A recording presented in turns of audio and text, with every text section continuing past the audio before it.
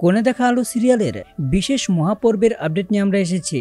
এখানে দেখা যাবে লাজুদের বাড়িতে দুইজন গেস্ট আসে আর ওই দুইজন অতিথিকে লাজু বাইরে দাঁড় করায় আর লাজুর স্বামী অনুভবকে ঘরের মধ্যে বসিয়ে বলতে থাকে, আমি না ডাকলে তুমি বাইরে যাবে না। তারপরই অনুভবকে ওই গেস্টদের সামনে গিয়ে ডাকতে থাকে আর তখনই অনুভব লাজুর কথা মতো লাজুর সারপ্রাইজ দেখতে গিয়ে সে নিজেই সারপ্রাইজড হয়ে যায়। তার সাথে যার বিয়ে হওয়ার কথা ছিল বনলতা, সেই মেয়েটাই তার সামনে এসে হাজির।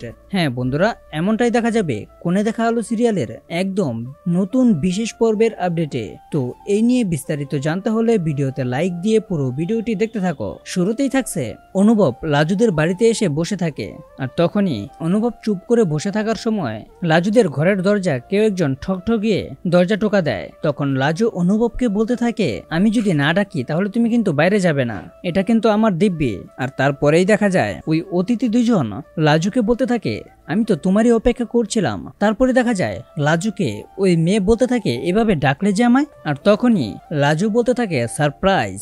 আর সারপ্রাইজের কথা বলেই লাজু ঘরের দরজার সামনে গিয়ে বলতে থাকে, ওই কিপটে তাড়াতাড়ি বাইরে এসো। আর তখন তাকে বাইরে নিয়ে এসে বলতে থাকে, ময়ূর দিদি। আর তখন ওই মেয়েটা করে তাকায় আর তখনই লাজু বলতে থাকে, এই হলো তোমার সারপ্রাইজ। মানে হয়তোবা লাজু তাকে এটা বোঝাতে চেয়েছিল সে যে বিয়ে করে ফেলেছে, তার হাজবেন্ড আছে, এটাই সে তাকে সারপ্রাইজ দিতে চেয়েছে। কিন্তু সে তো আর এটা জানতো না তারা দুজনে যে আগে থেকে দুজনকে চেনে। তখন ওই মেয়েটি অনুভবকে বলতে থাকে, অনুভব। আর অনুভবও বলে বনলতা। লাজু তখন বলতে থাকে, এটা তো তোমার বউয়ের নাম, এ কি তাহলে তোমার বউ?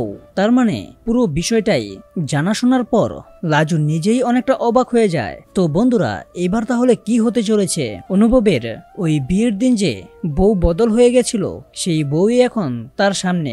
এখন দুই বউর মধ্যে কাকে সে বেছে নেবে, লাজু না বনলতা?